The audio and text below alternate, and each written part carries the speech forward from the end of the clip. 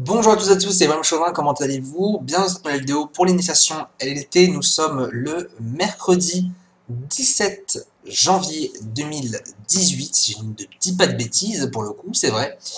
Et on se retrouve aujourd'hui tout simplement pour rediscuter des avantages et des inconvénients des marchés CFD. Alors hier on avait justement discuté sur le fait que nous tradions sur les produits dérivés et nous tradions en particularité sur les CFD. Alors les CFD, ils ont des avantages, ils ont des inconvénients. Ils ont quand même, dans l'ensemble, si on peut prendre un peu plus de recul, ils ont quand même plus d'avantages pour nous, parce que c'est justement ces CFD-là qui vont nous permettre de pouvoir trader, et c'est ces CFD-là qui permettent à tous les traders particuliers de trader partout dans le monde. Alors, pour le coup, je vous partage mon écran comme d'habitude. Les avantages CFD sont assez nombreux, comme le dit l'article. Je ne vais pas vous lire l'article, bien évidemment, mais je vais expliquer un petit peu quels sont la plupart, ou même les deux plus gros avantages des CFD. Premier avantage des CFD, et je pense que c'est un des plus grands, c'est le fait de pouvoir vendre lorsqu'on ne possède pas. Alors, peut-être que je viens de vous perdre, peut-être que je viens de vous perdre, mais il faut savoir un truc, quand vous allez trader, vous pouvez acheter, par exemple, je ne sais pas, vous pouvez acheter de l'euro-dollar, par exemple, vous pouvez acheter de l'euro-dollar, mais vous pouvez aussi vendre de l'euro-dollar sans en posséder. Imaginons, j'ai l'intuition que l'euro-dollar va tout d'un coup baisser. Il ne va pas progresser à la hausse, il va plutôt baisser. Alors, à ce moment-là, je peux passer un ordre de vente en disant à mon courtier, bon écoute, à ce niveau-là, moi j'estime que le marché va baisser. Donc à partir de là, qu'est-ce que je fais? Eh bien, je prends une sorte de pari, entre guillemets, hein, bien évidemment, je prends une sorte de pari avec mon courtier, que l'euro-dollar va baisser à tel niveau, je mets un stop ou pas, peu importe, et ça va fonctionner exactement comme la hausse. Je vais acheter ou vendre, peu importe, je vais mettre un ordre stop pour perdre plus de si, etc., etc. Je vais avoir un gain de etc., etc., etc. Donc vous voyez bien que l'avantage énorme des CFD, et ça vous ne pouvez pas le faire sur des marchés actions classiques, on ne peut pas par exemple vendre une part de société qu'on ne possède pas, ce n'est pas possible. On ne peut qu'acheter une action, une part d'action en tout cas. Et bien pour les CFD, pour tout ce qui va être de l'euro-dollar, qui va être des indices, qui va être des matières premières, etc., on peut vendre ce que l'on ne possède pas, et il faut tout simplement voir ça comme une sorte de pari. Voilà, c'est vraiment voir ça comme une sorte de pari. Et l'avantage énorme que vous avez justement, c'est que non seulement vous pouvez du coup acheter et vendre, mais vous n'êtes pas obligé de vous focaliser sur des convergences, sur un mouvement uniquement haussier, mais votre but, ça va être quand même de savoir si ça va continuer à monter ou ça va continuer à baisser. Donc vous avez au quotidien toujours deux scénarios différents à réfléchir dans votre tête. Ça, c'est aussi simple que ça. Et c'est quand même un énorme avantage, parce que forcément, statistiquement, ça vous donne 2 fois plus de trades. Ça paraît logique. Le deuxième avantage des CFD, c'est, dans l'ensemble, le levier. Le fait d'avoir un levier, qu'est-ce que le levier en trading? Pour le coup, un levier, alors le levier de base, il est environ de 100 en moyenne. Pour vous dire, la banque, entre guillemets, bien évidemment, attention à ce que je vais dire, la banque, quand vous allez par exemple investir, je ne sais pas, vous allez risquer 100 euros sur une position. Bon, effectivement, acheter 100 euros d'un euro-dollar qui est à 1, et quelques, ça ne va pas vous donner grand-chose. Par contre, la banque, quand vous avez un effet de levier de 100, va vous prêter 100 fois votre mise. Ça se fait automatiquement, et bien évidemment, à un moment, la banque vous donne l'argent comme ça sur votre compte bancaire. Ça se fait en fait tout simplement automatiquement sur les marchés. Donc je prends par exemple une position de 100 euros, j'ai un levier par exemple de 100, je vais au final acheter 100 fois plus que ce que mon compte peut supporter pour pouvoir avoir une plus grosse réserve. Bien évidemment, l'argent à la fin va être restitué à la banque.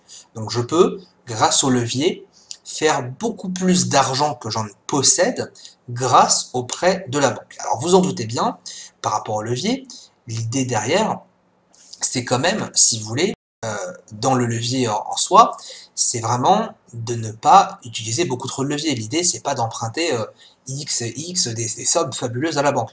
Le but, c'est d'avoir son capital, de savoir combien on va risquer à l'avance, bien évidemment, et de ne pas dépasser cette marge. Imaginons, vous avez une position à 100 euros, la banque vous prête par exemple 900 euros pour faire une position à 1000 euros, d'accord? Donc la banque vous prête 10 fois plus. Bah forcément, si votre position atteint moins 100 euros, la banque ne va pas vous suivre. Elle va reprendre son argent et elle va eh bien, encaisser vos pertes. C'est aussi simple que ça. Et bien évidemment, si vous gagnez, vous n'allez pas gagner 1000 euros et la banque ne va pas vous donner 900 euros. Ça paraît logique. Mais c'est vraiment bien le fait de comprendre que vous pouvez gagner pas mal d'argent uniquement grâce au levier. Par contre, c'est là vraiment où il faut faire attention. Trop de levier, forcément, trop de risques. Donc une espérance de vie sur les marchés financiers extrêmement faible. L'idée d'un trader, et ça c'est vraiment quelque chose qu'il faut que vous compreniez dès le début, l'idée d'un trader, et on va pouvoir basculer après sur un graphique, c'est de ne pas miser plus de 2 à 3% par position de son capital. Donc imaginons, j'ai un capital de 10 000 euros à ma possession, j'ai envie d'acheter de l'euro-dollar parce que j'ai l'intime conviction que ça va monter, avec des indicateurs techniques et ainsi de suite qu'on verra plus tard. Donc je mise par exemple 2% de mon capital, donc sur 10 000 euros ça vous fait 200 euros, et je sais que arrivé à moins 200 euros, je coupe ma position et demain est un autre jour. Aussi simple que ça. Malheureusement, encore aujourd'hui, il y a des personnes qui, avec un capital de 10 000 euros, vont risquer 10-20% de leur capital. Ce qui fait une position à 1000, voire 2000 euros. C'est beaucoup, beaucoup, beaucoup trop. En moyenne, sur le trading en tout cas que je vais vraiment essayer de vous enseigner, en moyenne, vous avez 1 à 2 positions par jour. Donc forcément, si vous faites 10 positions perdantes d'affilée, vous avez absolument cramé tout votre capital. L'idée d'un trader, c'est de faire des gains faibles mais réguliers dans le temps pour pouvoir amasser le plus d'argent possible. Si vous êtes ici pour gagner énormément d'argent en un mois, le trading n'est pas fait pour vous. Si vous êtes là pour gagner 1000 euros ce mois-ci avec 100 euros de départ, vous n'êtes pas fait pour le trading. En tout cas, le trading n'est pas fait pour vous. Si vous êtes ici pour devenir millionnaire avec 50 euros en poche, le trading, encore une fois, n'est pas fait pour vous. Le trading, c'est un métier à part entière, il faut bien comprendre ça. Et le trading, tout simplement, c'est vraiment le fait de gagner sur la durée, sur la longueur du temps. Bien évidemment, un trader, en tout cas de manière générale en moyenne, un trader expérimenté qui va trader une position par jour, voire une position tous les 2 jours, va en moyenne gagner entre 6 et 8% maximum de son capital par mois. Donc vous, à partir de là, vous allez pouvoir faire vos calculs. Si j'ai à ma possession 10 000 euros, je peux effectivement faire 600 à 800 euros. Si j'ai en ma possession 1000 euros, je peux effectivement faire 60 à 80 euros. Et bien évidemment, plus le risque est augmenté, plus on peut faire d'argent. Plus le risque est augmenté et moins notre espérance de vie est importante sur les marchés. C'est simple, à partir du moment où vous allez risquer peut-être aller plus de 10 à 20% de votre capital d'un coup par position, vous avez 0 chance de gagner. Je pense que je l'ai dit pas mal hier, mais c'est super important à comprendre.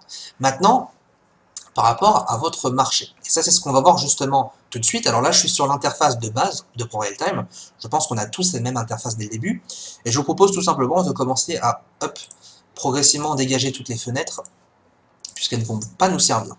Vous avez à votre gauche, et c'est là où on va vraiment commencer à bien maîtriser la plateforme ProRealTime, vous avez à votre gauche la liste des actifs que l'on voit tout en haut, des valeurs populaires. Donc ça, c'est les valeurs qui sont assez souvent tradées. On va en prendre un, pas au hasard, mais un que j'ai sélectionné, qui s'appelle par exemple l'euro-dollar. Ça va être très simple, deux manières d'ajouter le graphique. Soit vous allez cliquer dessus, ou la manière plus simple, vous allez ici ajouter, cliquer sur le petit plus. Donc je clique sur le petit plus et effectivement, j'obtiens mon graphique. À partir de là, double-clic sur la fenêtre d'en haut et ça va forcément l'augmenter. À partir de là, sur ce graphique-là, vous avez une représentation graphique, donc vous avez votre marché qui est dessiné, et vous avez plusieurs indicateurs techniques. Alors, pour commencer, bien évidemment, je vais commencer par supprimer tous les indicateurs techniques présents sur mon graphique. Comment on fait ça? Tout en haut à gauche, vous avez le prix, donc ça c'est votre fenêtre principale. Vous avez la molette, vous allez cliquer sur la molette, et vous avez la liste tout simplement des actifs, des indicateurs techniques disponibles. Alors, je vais cliquer, supprimer, cliquer, supprimer, et ainsi de suite, ainsi de suite. C'est important, mais on a maintenant un graphique à nu. Alors, je vous expliquerai demain, voire après-demain, comment lire ce type de graphique. L'idée, c'est vraiment pas de vous montrer aujourd'hui comment je vais lire ça, mais l'idée, c'est vraiment de vous montrer comment j'analyse ce graphique. Alors, pour faire très simple, je vais prendre un graphique que vous voyez ici en ligne, peut-être que ça va beaucoup plus vous parler. Je vais vous montrer qu'est-ce que le métier d'un trader, concrètement. Qu'est-ce que le métier d'un trader? Eh bien, le métier d'un trader, donc si je vais mettre ici, sur cette unité de temps-là, j'avais d'ailleurs donné justement une analyse technique à acheter justement ici, qui a été gagnante. Donc ça, c'est vraiment, ça fait plaisir. Voilà, alors, je vais aller vraiment sur un unité de temps qui va être intéressant en termes d'exemple. Ok, parfait. Bon, vous voyez que ici on a une courbe. La courbe, dans l'ensemble, a plus tendance à effectuer un mouvement en deux parties. Donc on peut en tout cas visuellement l'identifier. Moi personnellement, je trouve que ici, nous avons plus un mouvement qui part à la baisse. Et à partir juste ici de ma ligne rouge, pardon, j'ai plus un marché qui va légèrement augmenter. Donc j'ai vraiment deux parties distinctes de mon marché. Une partie baissière et une partie haussière.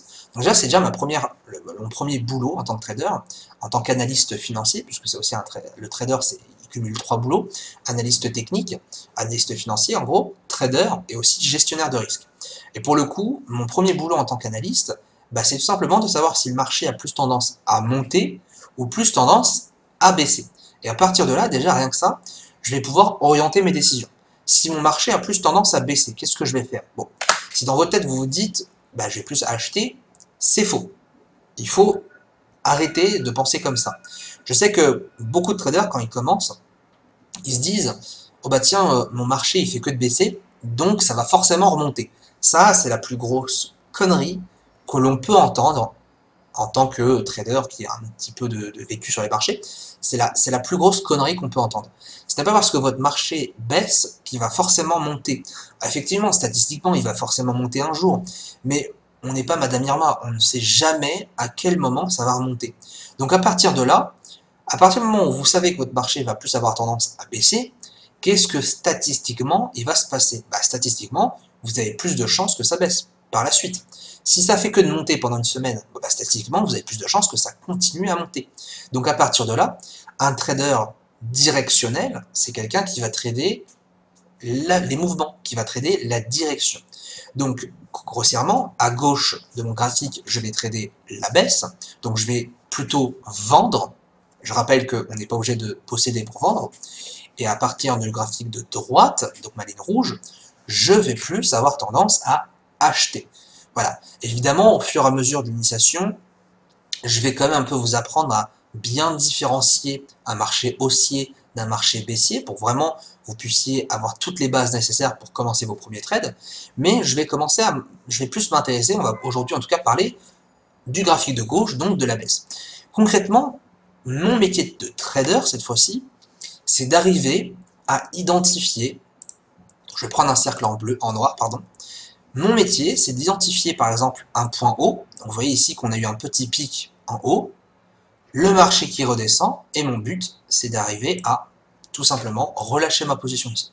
Donc en gros, mon but, c'est d'identifier des retournements, donc on appelle ça aussi des respirations, donc par exemple ici, de trader à la baisse et de prendre mes profits lorsque le marché est au plus bas. Là ici, il est au plus bas puisqu'il remonte par la suite. Et c'est exactement comme ça à chaque fois.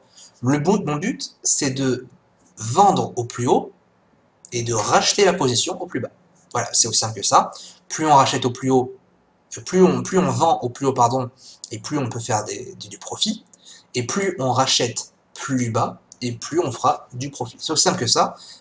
Bon, jusque-là, ça paraît logique. Donc l'idée derrière, c'est de se dire, hop là, en rouge, on vend, et ici, en noir, on prend nos profits. Et en fait, notre but, c'est de faire exactement la même chose partout. Donc ici, vous voyez que vous avez un petit pic. L'idée, c'est de vendre, et ici, d'arriver à lâcher sa position au plus bas. Alors, bien évidemment, vous en doutez bien, ça ne se passe pas tout le temps comme ça. On ne peut pas savoir à l'avance si ça va absolument remonter ou rebaisser. On va toujours s'appuyer d'une manière statistique. On va utiliser beaucoup justement pour déterminer si la probabilité de continuer à monter est aussi forte qu'il y a quelques minutes et ainsi de suite. L'idée vraiment, et en tout cas c'est l'idée de cette vidéo, c'est de vous montrer de base quel va être notre travail en tant que trader indépendant. Est-ce qu'on va prendre plutôt, quand ça monte, est-ce qu'on va plutôt vendre? Non, notre idée c'est toujours d'être dans le sens de la tendance principale. Et ça c'est vraiment quelque chose d'important à comprendre. Parce que je sais, encore une fois, moi, à mes débuts, C'est pour ça que j'essaie de vous parler de cette manière, c'est parce que moi, à mes débuts, aussi, quand je voyais un marché qui baissait, je me disais, bon, bah là, forcément, ça va monter, donc j'achète. C'est vraiment... c'est inutile, en fait. C'est inutile, c'est même pas une méthode. Je sais que ça peut paraître logique quand on commence les marchés, mais quand vraiment vous allez comprendre ce que vous faites, vous allez vous dire, mais purée, mais qu'est-ce que j'étais bête à réfléchir comme ça, en fait. Statistiquement, si ça monte, bah on achète. Si ça baisse, on vend. C'est aussi simple que ça. C'est vraiment la simplicité. C'est comme si vous étiez sur une route qui penchait. Bon bah, logiquement, si une route se met à pencher vers le bas, vous n'allez pas essayer vous n'allez pas essayer de reculer, de monter cette route en marche arrière. Ça paraît logique, ça va être beaucoup plus compliqué. Bah là, c'est exactement pareil. L'idée, quand vous voyez une descente pareille, c'est justement d'accélérer dans la descente et du coup de continuer à descendre, descendre, descendre. L'idée, c'est vraiment pas d'essayer de faire une marche arrière pour remonter une pente qui fait peut-être 45 degrés. Chose qui va être très très difficile à moins d'avoir un très bon moteur. Là, pour le coup, c'est exactement la même chose. À moins d'avoir une stratégie spécifique au retournement de tendance, l'idée, c'est vraiment de profiter justement. C'est d'être dans le sens avec tous les investisseurs. Et l'idée en trading, c'est de gagner avec la plupart des personnes plutôt que de perdre tout seul. Parce que perdre seul, ça fait mal. Perdre seul, ça vous montre bien que votre plan n'est pas bon, votre idéologie n'est pas bon, votre manière d'aborder les marchés n'est pas bonne. Donc à partir de là, il faut tout revoir. Voilà pour cette première vidéo. Donc vraiment, les avantages grâce au CFD, justement, on va pouvoir vraiment prendre des positions à la vente, aussi bien à la vente qu'à l'achat. Vous allez pouvoir accéder à un levier un peu plus important, sans bien évidemment pour autant exposer votre risque. L'idée, encore une fois, c'est de ne jamais miser 2 à 3% de votre risque maximum, jamais plus. Jamais, jamais plus. Au-delà, vous pouvez gagner pendant une semaine, je ne dis pas le contraire, mais jamais vous gagnerez sur un an, jamais de la vie. D'accord? Donc, à partir de ce moment où vous savez ces choses-là, il faut dès à présent mettre ça en application. Demain, on aura l'occasion de voir justement comment lire un graphique, et là on passera justement par les chandeliers japonais, qui est une représentation graphique majoritairement utilisée par les traders indépendants, et c'est vraiment la seule, à mon goût, c'est une des seules représentations graphiques qui est le plus complet possible. Les lignes que vous voyez ici, on va pas se le cacher, elles servent à rien. Voilà. Pourquoi? Parce que une ligne, elle vous permet pas de savoir exactement ce qui s'est passé dans le passé. Effectivement, vous voyez que voilà, il s'est passé, voilà, juste là, on est allé à 1.25, etc., etc.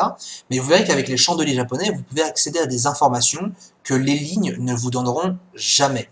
Et à partir de ces informations-là, vous allez pouvoir développer des méthodologies, vous allez pouvoir développer des réflexes qui vont vraiment vous permettre de gagner sur les marchés financiers.